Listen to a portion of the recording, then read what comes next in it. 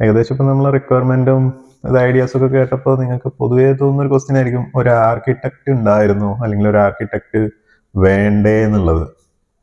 നമ്മളെ കേസിൽ സത്യം പറഞ്ഞു കഴിഞ്ഞാൽ ആർക്കിടെക്ട് ഉണ്ടായിരുന്നില്ല. കാരണം ഞങ്ങൾക്കൊരു ക്ലിയർ കട്ട് വിഷൻ ഉണ്ടായിരുന്നു, എന്ത് വേണം എന്ത് വേണ്ട എങ്ങനെ എല്ലാം ഏകദേശം ഉണ്ട്. പിന്നെ അതിൽ നമ്മൾ ഏകദേശം സ്ട്രിക്റ്റ് ആയിരുന്നു. അതൊന്നും ഒരുപാട് ചേഞ്ചസ് ഒന്നും വേണ്ട, പക്ഷെ നമ്മൾ ഇൻപുട്സ് എടുക്കാൻ ഓക്കെ ആയിരുന്നു.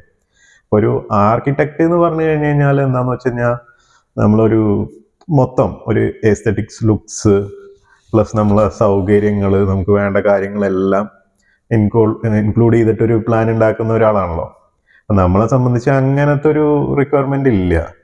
പിന്നെ എന്താന്ന് വെച്ച് കഴിഞ്ഞ് കഴിഞ്ഞാൽ ഇത് നമുക്ക് സ്ട്രിക്റ്റ് ആയതുകൊണ്ട് അവർക്ക് ഒരുപാട് ഓപ്ഷൻസും ഇല്ല ഇതിനകത്ത് കയറിയിട്ട് മാറ്റം വരുത്താനും ഇതിനൊക്കെ.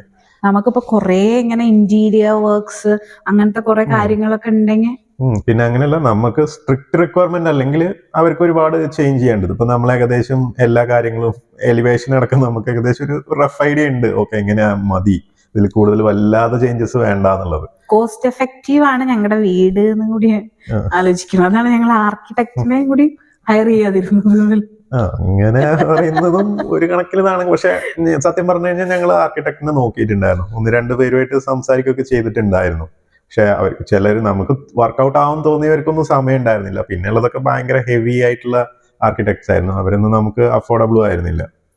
പിന്നെ നിങ്ങളൊരു വീട് ഉണ്ടാക്കുമ്പോൾ ഒരു ആർക്കിടെക്ട് വേണോ വേണ്ടയോ എന്ന് ചോദിക്കുകയാണെങ്കിൽ, അത് നിങ്ങൾക്കിപ്പോൾ സത്യം പറഞ്ഞു കഴിഞ്ഞാൽ ഒരു വീടിനെ പറ്റിയിട്ട് പ്രത്യേകിച്ച് ധാരണകളൊന്നുമില്ല, പക്ഷെ നിങ്ങളൊരു വ്യത്യസ്തമായിട്ടൊരു വീടാണ് ഉണ്ടാക്കുന്നത്, അതായത് ഇവരെ ഉണ്ടാക്കിയിട്ടില്ലാത്തൊരു സംഭവമാണെന്നുണ്ടെങ്കിൽ എപ്പോഴും നല്ലത് ഒരു ആർക്കിടെക്ട് തന്നെ ആയിരിക്കും.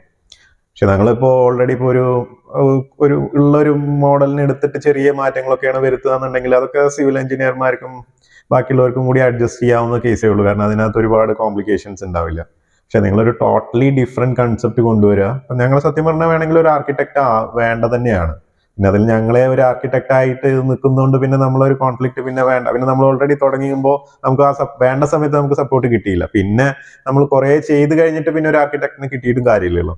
നമ്മൾ അതുകൊണ്ടൊക്കെയാണ് ഒഴിവാക്കിയത്. പക്ഷെ എനിക്ക് നിങ്ങളോട് പറയാനുള്ളത് വെച്ചാൽ നിങ്ങൾ ഈ ഒരു രീതിയിൽ ചിന്തിക്കുക, അതായത് നിങ്ങൾക്ക് ഇതിനെപ്പറ്റി ഒരു ധാരണയും ഇല്ലെങ്കിൽ എന്നാൽ നല്ലൊരു വീട് കുറച്ച് ഡിഫറെന്റ് ആയിട്ട് വേണമെന്നുണ്ടെങ്കിൽ എപ്പോഴും ഒരു ആർക്കിടെക്ടിനെ സമീപിക്കുന്നതായിരിക്കും ഏറ്റവും നല്ലത്. അങ്ങനെ കുറച്ച് കാശ്, അത് എങ്ങനെയായാലും നമ്മൾ പ്ലാനിങ്ങിന് പൈസ ചെലവാക്കണം.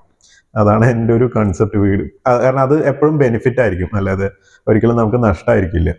നമ്മൾ ചില ആർക്കിടെക്ടിനെ വിളിച്ചു കഴിഞ്ഞാൽ സ്വാഭാവികമായിട്ടും അത്യാവശ്യം ചിലവുണ്ടാവും. കുറച്ചൊരു ബഡ്ജറ്റിൽ അത്യാവശ്യം ചെറിയൊരു വേരിയേഷൻ എന്തായാലും വരാൻ സാധ്യതയുണ്ട്. അത് ഓരോരുത്തരും ഓരോ രീതിയിലാണ് ചാർജ് ചെയ്യുക. അപ്പോൾ നിങ്ങളെ റിക്വയർമെന്റ് പോലെ ഇരിക്കും, പക്ഷെ എന്നാലും അത് നമ്മൾ കണക്ക് കൂട്ടണം.